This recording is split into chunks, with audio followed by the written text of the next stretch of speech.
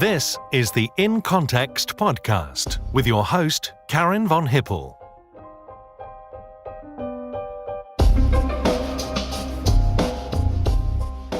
Welcome to In Context, RUSI's new podcast. I'm Karin von Hippel, the Director General at RUSI. Last episode, we spoke to Ambassador Mona Ewell, who was part of the Oslo negotiating team and is currently the Norwegian ambassador to the United Kingdom. Today, we will be speaking with Dr. Kori Schake, the Deputy Director General at the International Institute of Strategic Studies, a cousin think tank to RUSI. Kori has a really rich and varied background working not only at universities as a professor, but also for various parts of the U.S. government. If you like the podcast, please do subscribe, and we will notify you when the episodes come out, which is every 2 weeks. This episode was recorded before the November 6th midterm elections. Welcome, Dr. Kori Schake, who is the Deputy Director General of the International Institute for Strategic Studies in London, also known as IISS. Welcome, Kori, to the podcast. What a great pleasure it is to have this conversation with you, my friend. Well, we're really excited to hear all about your incredible life. You've done so many things. You've worked in so many great parts of the U.S. government. You'll have some really interesting reflections. But let's start at the very beginning. Now, I understand you were born in wine country in Sonoma, California. Is that correct?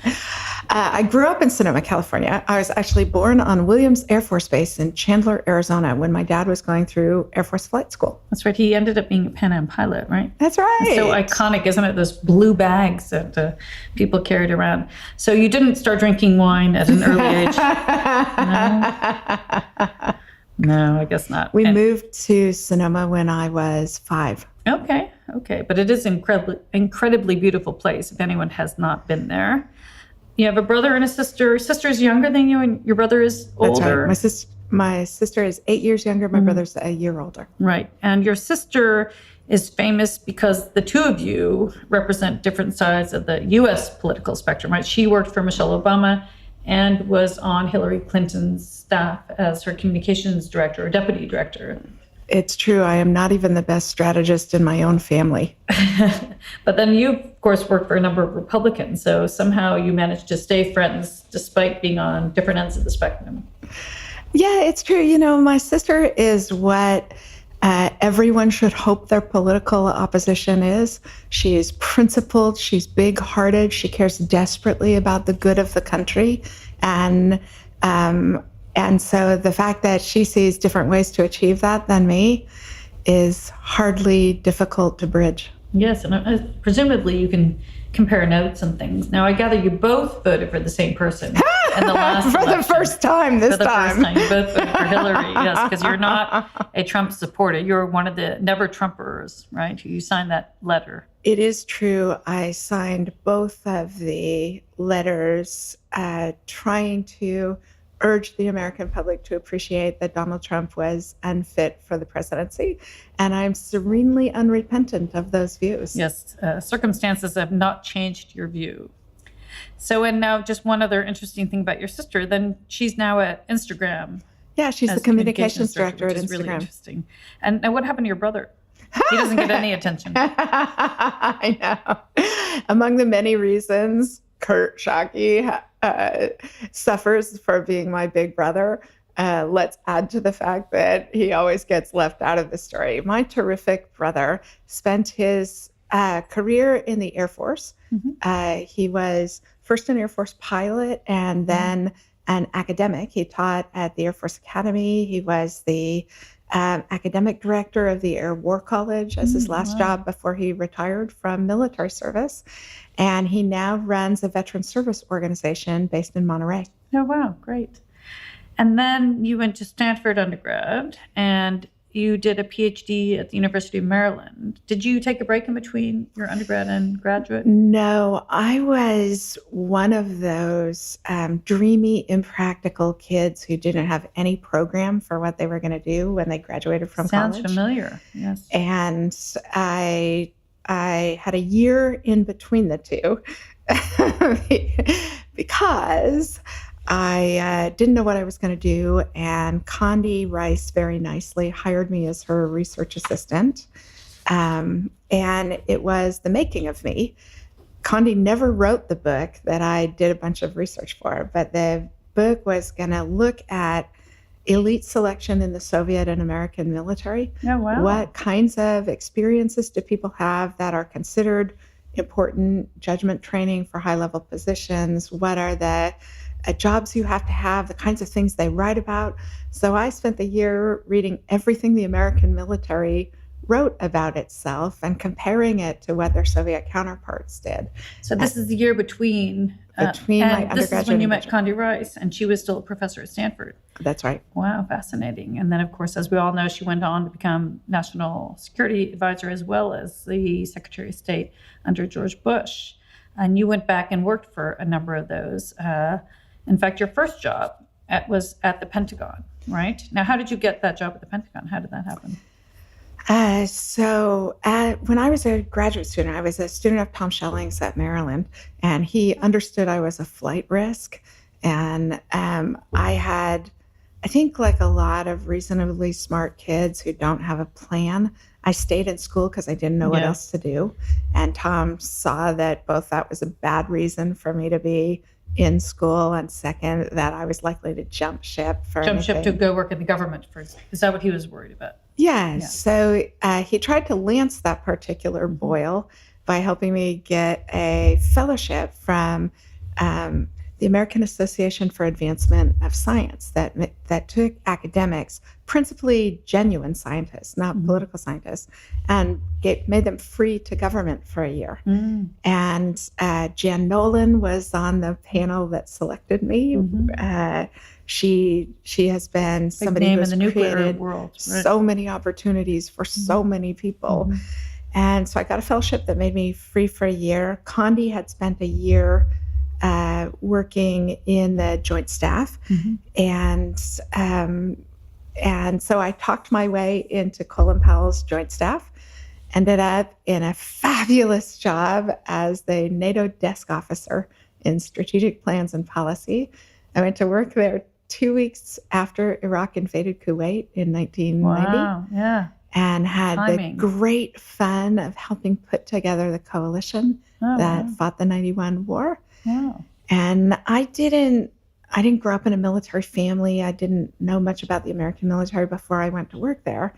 And what I learned working in the Joint Staff in the 1990s is mostly what the American military are great teachers, because they live in a world where you can't be good at your job unless you can make everyone around you good at their job. And they really respect education, so they wouldn't look down on you. They'd want to help you get better, right? They understood I was the weak link in the chain, and they needed to strengthen it. So everybody taught me, because I didn't have any of the kind of training or experience that gave them their judgment. And everybody taught me with abandon how to do what they do, which was really... What a fabulous first job. But did you study science as an undergrad then?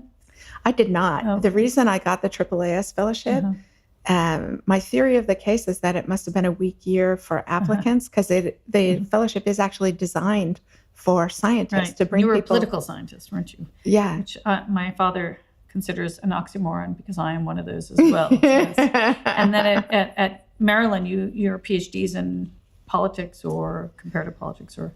Yeah. So I did my master's work in the public policy program at Maryland, and they didn't yet have a PhD program when I was there. So I swapped over to the government department, did my PhD there. Catherine Kelleher, who I had come to Maryland for, and who has been such a magnificent mentor to a whole generation of women in defense policy. She had left to go into government, and Tom Schelling had just come and very nicely picked up my case. So you were at the Pentagon working for Colin Powell, which would have been incredible. And then you were also, you moved to a different job there. So you spent about 6 years at the Pentagon, right? Then you moved into the office of the Secretary of Defense as a special assistant to the Assistant Secretary for Strategy and Requirements. What a title. Holy cow. So I guess there's an acronym in there somewhere. It it's no big deal to work in the office of the Secretary of Defense. That just means you are one of the several thousand civilians in the Pentagon. So It's still people a big deal. often say it as though it's more than it is. But I was a civil servant working in the civilian side of the staff. When I left the Joint Staff, I wanted to expand my work experience and do something beyond the European portfolios that I had been doing in the Joint Staff. So I went to OSD and worked in the strategy and requirements shop. They're the people who help write the Secretary's congressional testimony, the strategy, the quadrennial defense review, and those kinds of things. And I worked for Russia and arms control specialist named Ted Warner. So you really saw how the sausage is made at the Pentagon in those jobs. That's really impressive. It really would help you so much, obviously in this job even, as well as other jobs that you had. And then you went over to the National Security Council. So the White House. I was still ABD for the whole 6 years I was in the Pentagon, because I had gone for a year. Which means anything but dissertation, or everything but dissertation. It means on the lam from my committee and ought to be finishing dissertation. But I really loved my time in the Pentagon. And Tom Schelling, who had been very patient. Oh, he was so wonderful. God rest his soul. He would write these letters urging them not to throw me out of the PhD program, even though I was obviously making no progress. He would say, she's not working in a shoe store. She has the kind of job that we hope somebody with a PhD from this institution might hold. Right. And because Tom won a Nobel Prize in economics for his strategy work, I got a pass. You got a pass. So then did you go back and finish? I went and I finished my PhD dissertation. I had a great, I got a grant from the Smith Richardson Foundation to write a book on NATO that I never wrote, which, again, don't do this. Yes, I'm sure they were very patient with you, but they're a great foundation.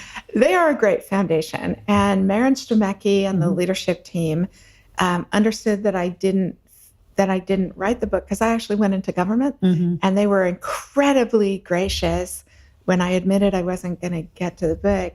Their reaction to it was to say, but you built the intellectual capital that you'll take into government, and we're happy to have invested in that, which is beautiful. And you came back later and wrote a few books, so I'm sure that influenced your thinking. So I went to, I used the Smith Richardson Fellowship and went to UC San Diego to their Global Institute on Cooperation and Conflict, and spent a very happy year there, finishing my PhD dissertation and thinking about what I was going to do next. But I was chasing a Marine from port to port at that point in time, and he got pulled back to Washington.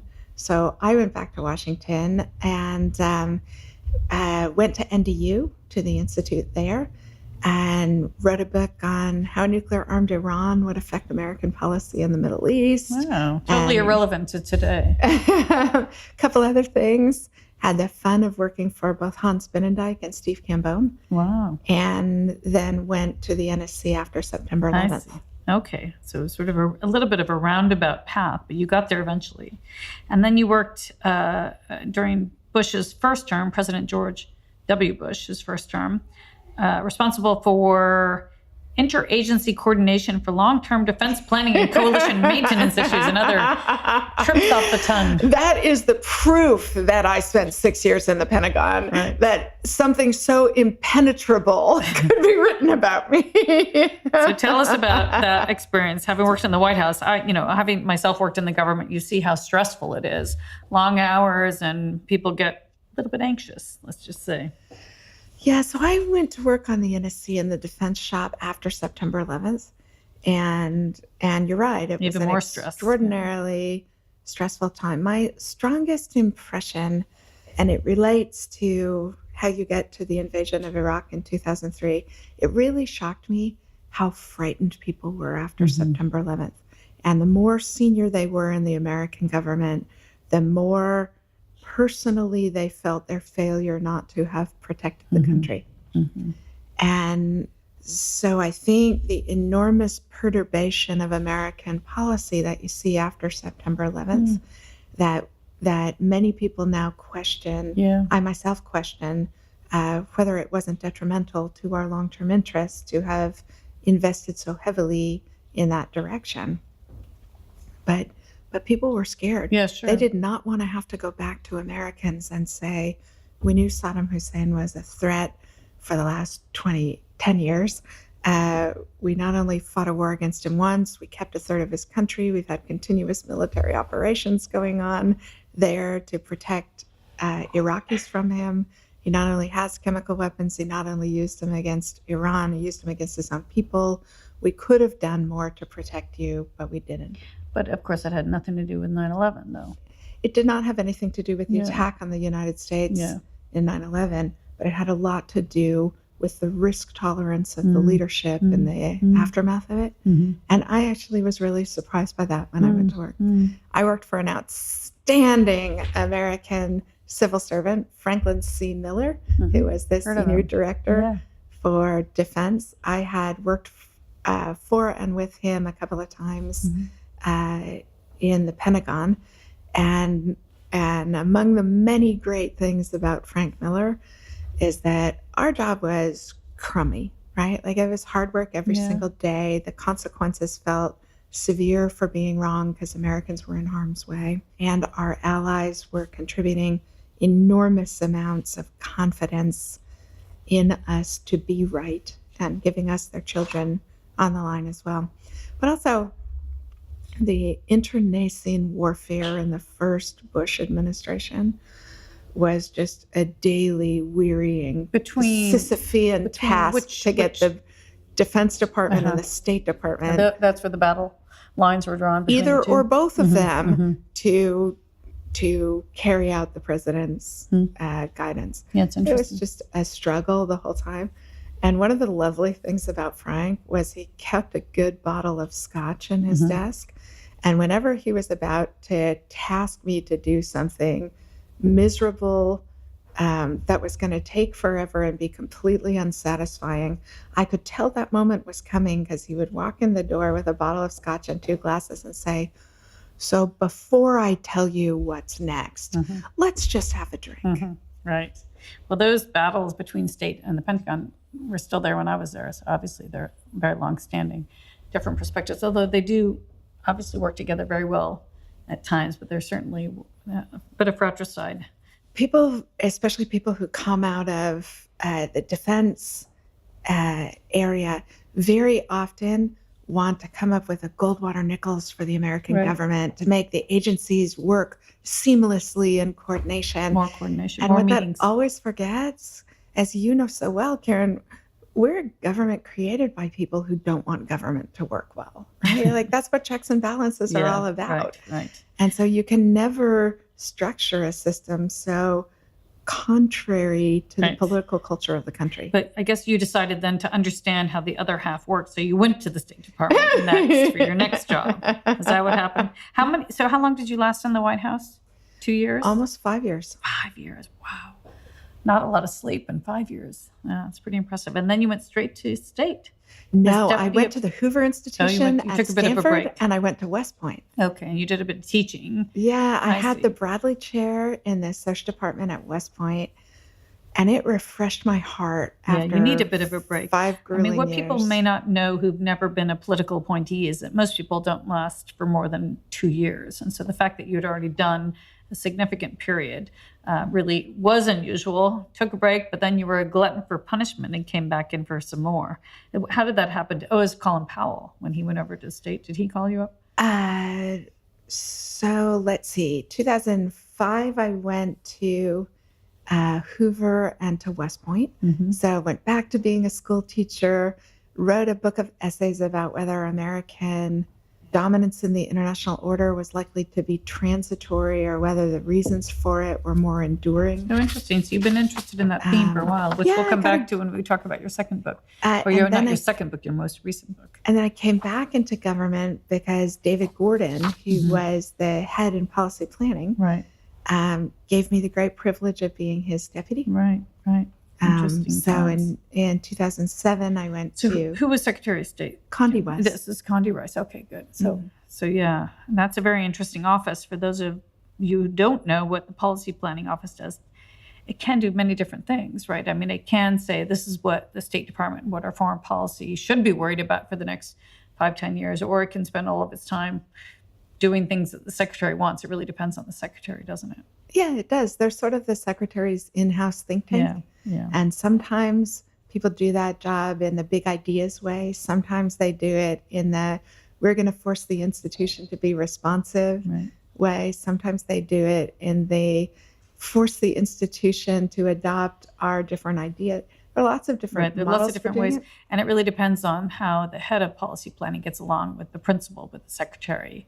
So you could have a very big name who may not be able to accomplish much because they're not that close to the secretary, and an unknown person who can get a lot done because of that relationship. So the reason Condi hired David Gordon was that he was a career intelligence analyst at the CIA. He had run the National Intelligence Council and its 2025 study that Condi had been enormously impressed with.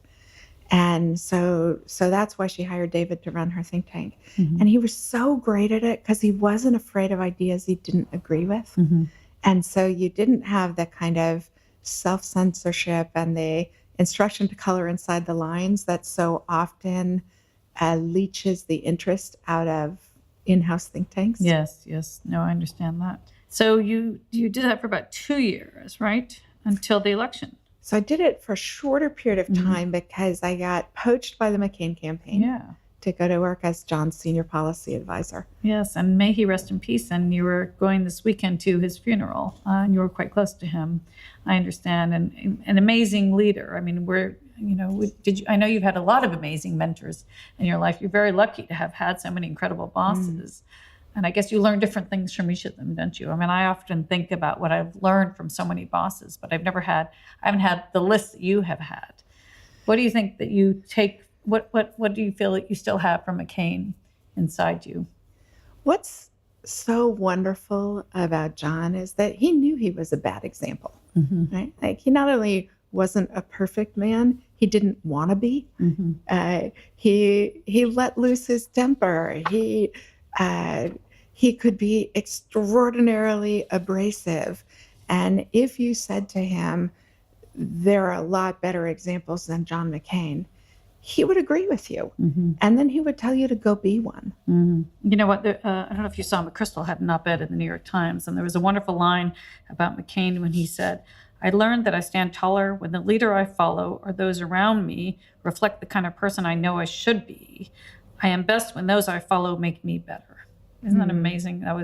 That's been floating around.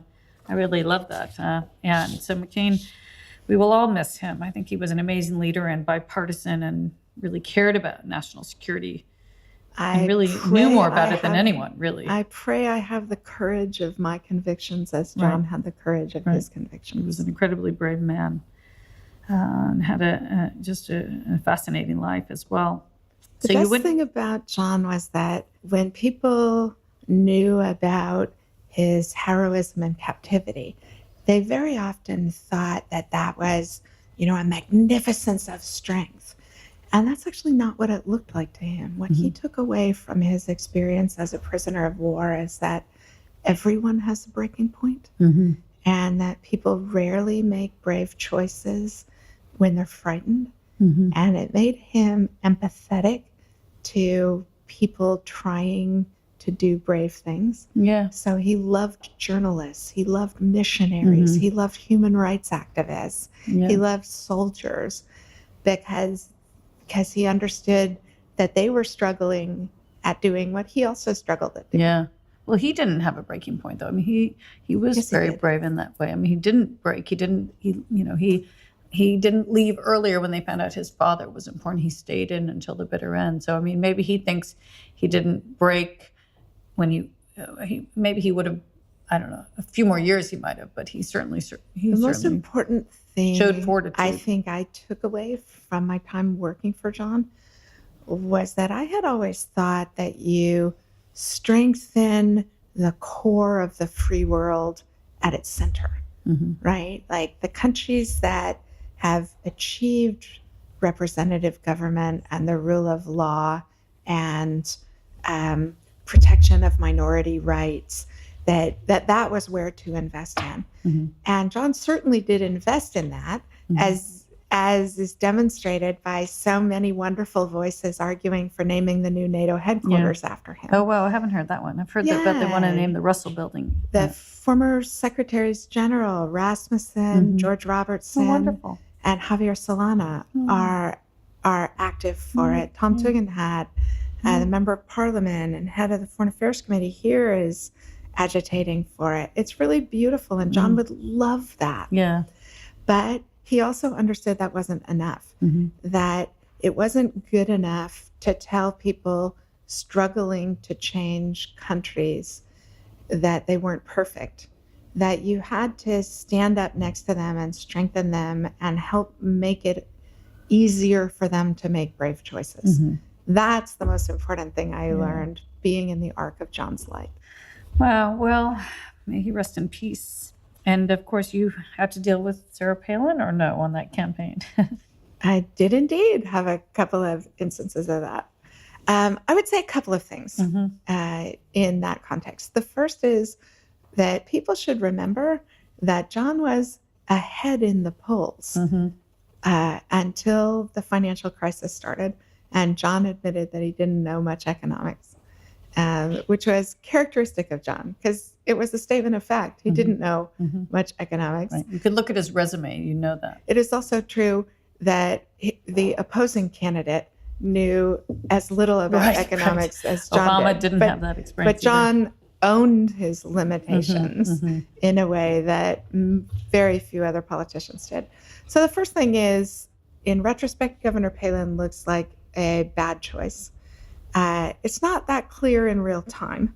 Yeah. The second thing is the calumnization, not just of Governor Palin, but of the people who are her supporters, was shocking to me. The hypersexualization of Palin as a candidate, and the sort of the way that Hillary Clinton was forced into, Snow White's evil stepmother mold, is kind of an interesting social phenomenon for powerful women. Governor Palin had done a pretty good job as governor of Alaska. Her for the 2 years that she was in there, her subsequent behavior, resigning the governorship, and her public behavior since then, I think, have rightly done an enormous amount of damage to her reputation. Precursor to Trump in many ways, right? Yeah, and that's the last thing I'd say, Karen, that the person John wanted to pick as his running mate was Joe Lieberman. A Democrat. And or was he independent at that point? He was still a Democrat. Yeah, he was still a Democrat. And that would have been an amazing ticket, right? A bipartisan ticket. And the Republican leadership said, no, Republicans already don't like you. Don't make us. That would have been very interesting. Do this. And so, Palin represented, as Trump's election shows, that there is a big, boisterous part of the Republican Party that feels aggrieved, that feels condescended to by elites like you and me, and that John was trying to pull into the bigger tent and find common ground with. And I think that's a big part of this. But I suspect Obama would have won anyway, because people wanted to change because of the Iraq War and because of the financial crisis and all sorts of things. And just as post-Obama, they want to change again with Trump. I think people often underestimate how pendular American presidential selections are. So how long were you on the campaign then? Only the last 6 months of it. John had already gotten the nomination when I went to work for him. And then Obama wins, and so you went back to teaching?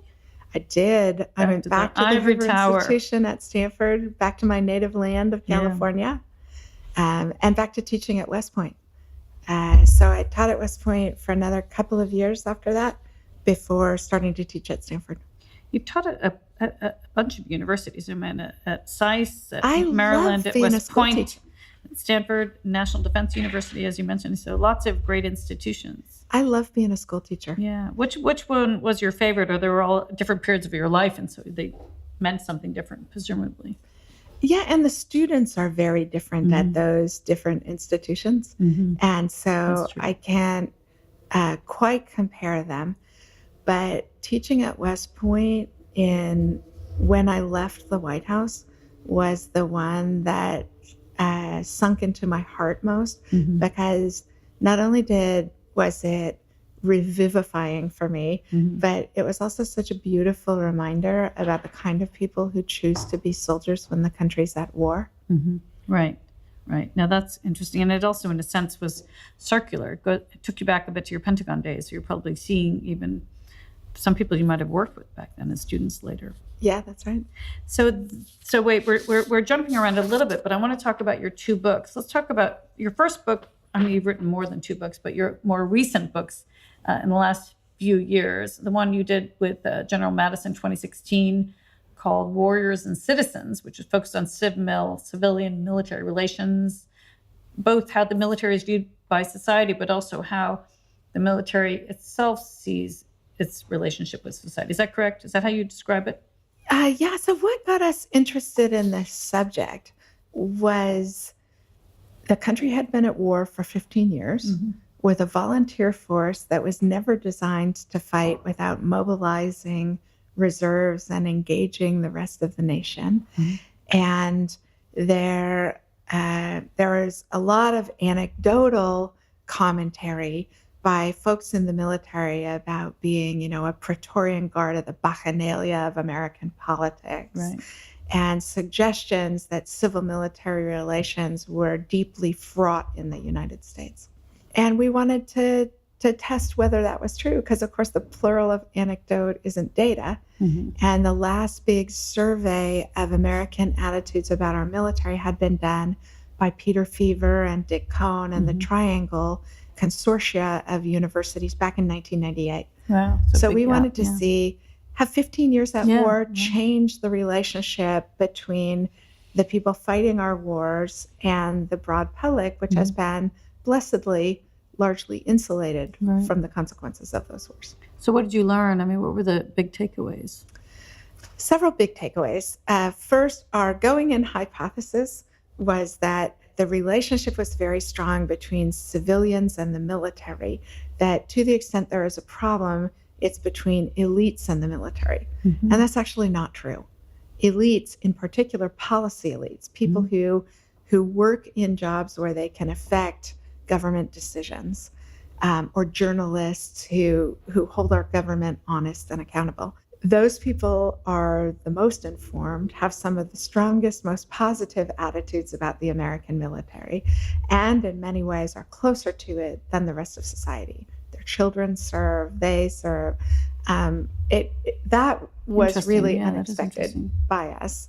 The second thing that was a surprise to us was we weren't prepared for quite how ignorant the American public is about their military, that there is this contradiction, as Rosa Brooks' chapter in Warriors and Citizens draws out so nicely.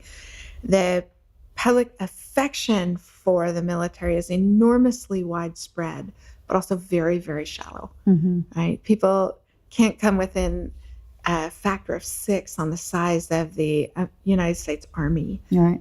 Yeah, it's really shocking how little they know. Their judgment is very good, though. If you sort of ask classic civil military questions, who is responsible for winning America's wars? Is it the military? Is it the president? People get it, that it's the president. That is, that we elect leaders to aggregate our preferences. And no American president has ever put 100% of the national effort into a war we were fighting. Lincoln didn't, FDR didn't. Right. The Continental Congress didn't. No, we didn't even with this counter-ISIL campaign recently. That was a point General Allen was made. Yeah. Absolutely. And so the American public understands that it's the president's job, it's the elected political leadership's job, it's Congress's job to figure that out. Yeah. And the other thing that was really interesting to us is we did not survey military attitudes, active duty serving military. We used the attitudes of veterans as a proxy for it. So we looked at... So you didn't look at current soldiers, you looked at... We did not. Veterans that had been out for how long? We because we live in a great age of data dicing and slicing Right. and survey design, YouGov, who designed our polls for us, was able to tell us whether they were veterans under the age of 25, whether they were veterans who had served in our current wars. So you could figure that out, right? Yeah. And of course, there's there's a terrific account for people to follow on Twitter, I Am the War Axe. And the joke is that he speaks for all veterans, and all of us who work on civil military issues love him because nobody speaks for all veterans. Yeah, right. It's as diverse group as any. But the biggest surprise in the data itself for warriors and citizens is that the attitudes of the American military are indistinguishable from civilian attitudes of people at the same education level and the same income level. Meaning? There is no gap between military attitudes and civilian attitudes. Oh, that's interesting. There are attitudes of people who have a college education versus don't. Right. There are attitudes of people who make over $200,000 a year and people who don't. Okay, interesting. Right. There's actually Jim Golvey and Peter Fever and Lindsay Cohn draw this out really well in their chapter for the book, that we talk about military attitudes. We ought really to talk about the attitudes of civilians and militaries by education and income. No, it's really interesting. But I remember, I suppose it's also related, as you say, to are the soldiers fighting or are the soldiers not fighting? When I was young, it was post-Vietnam, and so there was no real fighting. And so people would join the military because they wanted to learn computers or they wanted to learn a skill. After 9/11, people had different motivations for joining. Certainly you hear a lot of soldiers saying, I changed my mind about my life after 9/11. And they knew they were going to fight. And so it was a very different experience. I think that's right, Karen. Yeah, so it's good that you did that update. And I even think now we're moving into a slightly different phase as well. Unlikely to have these enormous wars in Afghanistan, Iraq, more likely to have special forces and advise, assist type of Inshallah. Campaigns. So that book did fabulously well. And of course, you had another great mentor in Jim Mattis to work with as a partner in that. And then you did your book that just came out last year, Safe Passage, all about the transition from British colonial power to American empire, basically, right? And what that might mean for the future, for China, for where we might go. What got me interested in the subject was, with all the talk about the rise of China and whether it can happen peacefully and what it means for the United States, I wanted to write a book that looked at other hegemonic transitions and what made them peaceful or violent, and draw policy advice from that. Yeah. What should we be doing to manage a rising China? I actually didn't know when I started writing the book that there was only one peaceful transition from an established, dominant, rule-giving power in the international order to a rising challenger. And of course, that's Britain and the United States in the late 19th century. You probably didn't know you'd end up moving here either, did you, when you were writing the book? No, I had a grand strategic plan. No, I actually thought I was writing a political science book where n equals 5, and then I look at those and compare it. And when there's only one, you, of course, cannot write good political science. So I wrote a history that starts in 1823 with the Monroe Doctrine, because as you probably know, but I didn't, it was a British proposal to the United States for a policy for us jointly to undertake. And I didn't know that. Yeah. And we took a run on it instead.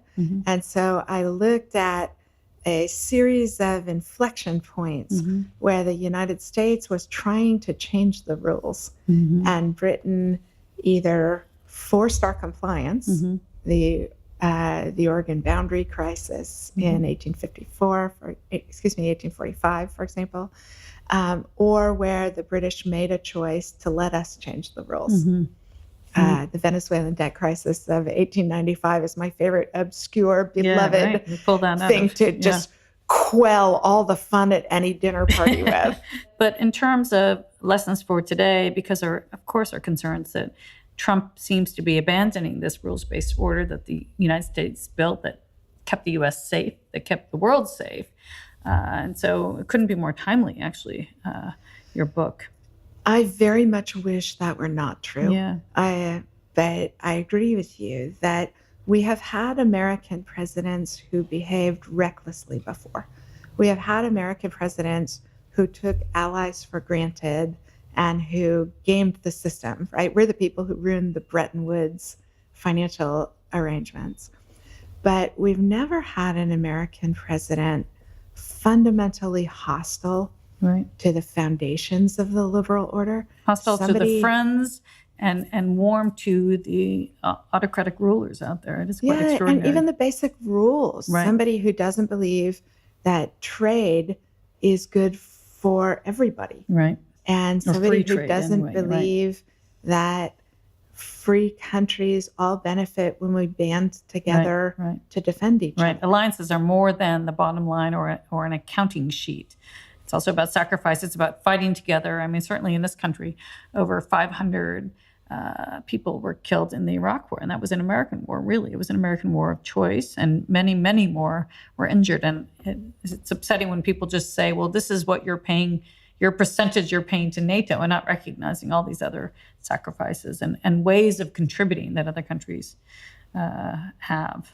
Yeah, there's a terrific piece I read just this morning by an American military officer defending Germany against the President of the United States' challenges, in which this, I think he was an airman actually, argues that American bases in Germany make possible medevac of American injuries in the Middle East. In Afghanistan, too. That our ability to, anyway, all of the things that would be obvious to any listener of a RUSI podcast and should be obvious to the President of the United States. Our podcasters should know. So in terms of foreign policy, what are you most worried about right now? Are you worried about North Korea, Syria, the Iran deal? Are you worried about Russia? Of the big things, or even terrorism, where ISIL might go next?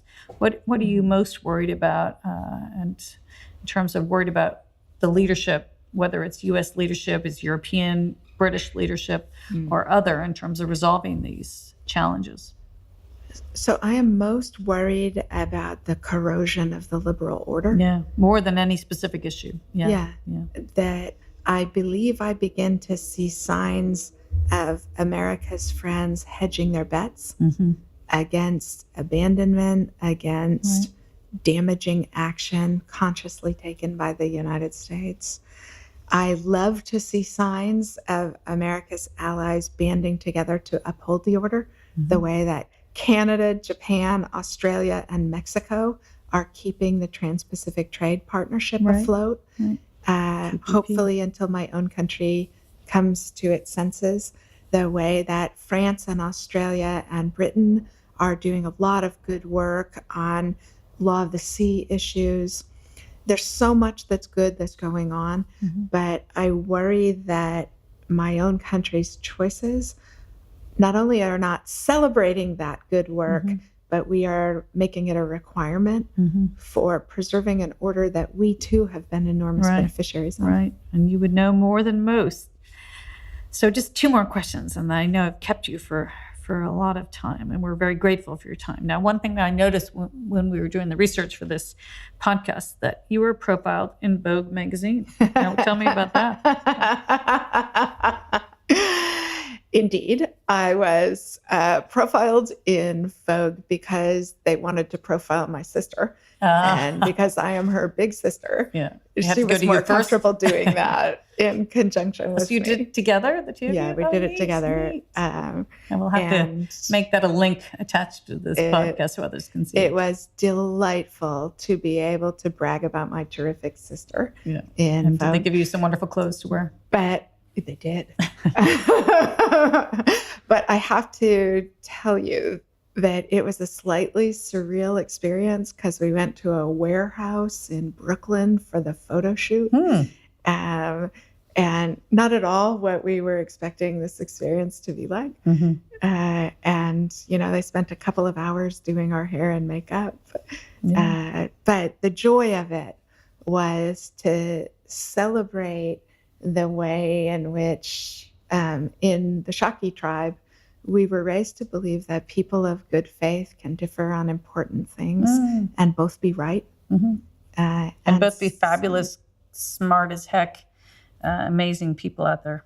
So that's great story, great profile. Now, my last question I like to ask, if you were to give advice to youngsters who are considering a job in this field of whatever we do, international security, international relations, what kind of job should they get? Where should they go? I often hear this. I'm sure you do as well. What's the best advice maybe that you had or that you have considered now that you've done all these really amazing things?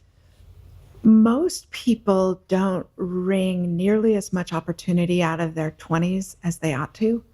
And I myself am a bad example of this. So I stayed in school because I didn't know what else to do. I would encourage people that the trajectory of your professional line of achievement is likely to have the steepest slope if in your 20s you get out of your comfort zone, enlist in the military, go be an intelligence analyst, work for Doctors Without Borders, get out in the world and get the kind of experience that's going to train your judgment, because that will both make you a much more interesting hire, but it will also give you a lot more that you will have to say and contribute. Right. It'll teach you a lot about the world as well. Yeah. Right. People are much too worried about credentialing and much too worried about making the right kinds of associations. And they don't take enough risks. They also don't take enough risks of failing. I have run my ship aground a number of times and had people help me get seaworthy again. Yeah. And people who make choices that are really cautious, very often it means they're not running risks that take them to the limits of their abilities. And it also means they're not running risks that give them interesting enough things to do. Yeah, great. Well, that's great advice. And you are the second female deputy director of the IISS. Is that correct? Rose Gottemoeller. I have the privilege of standing in the shoes of Rose Gottemoeller a very long time Another amazing ago, my predecessor. scholar, and now practitioner like you, right? She's terrific. Right. Well, I am more than delighted that there's another American involved in the leadership in another think tank in London. So more power to all of us here. And Kori, we're really grateful for your time today and for your insights and for sharing your views on a number of things. We're really grateful. I not only want to say thank you for giving me the privilege of joining in the series of podcasts that RUSI's doing, but also thank you for your terrific leadership of this institution, Karin. Well done. Thank you for your leadership too. So in any event, the Love Fest is now over. So thank you. If you have any comments or questions about our podcast, please do go to the RUSI website and leave your feedback there. Please do join us for our next episode, which will be with Nick Gowing, a RUSI trustee, but also a very well-known broadcast and print journalist. This podcast was produced by Tom Ascott, developed by Caroline Tranter, with further research from Neil Watling. Keep up to date with the latest defense and security analysis by visiting www.rusi.org.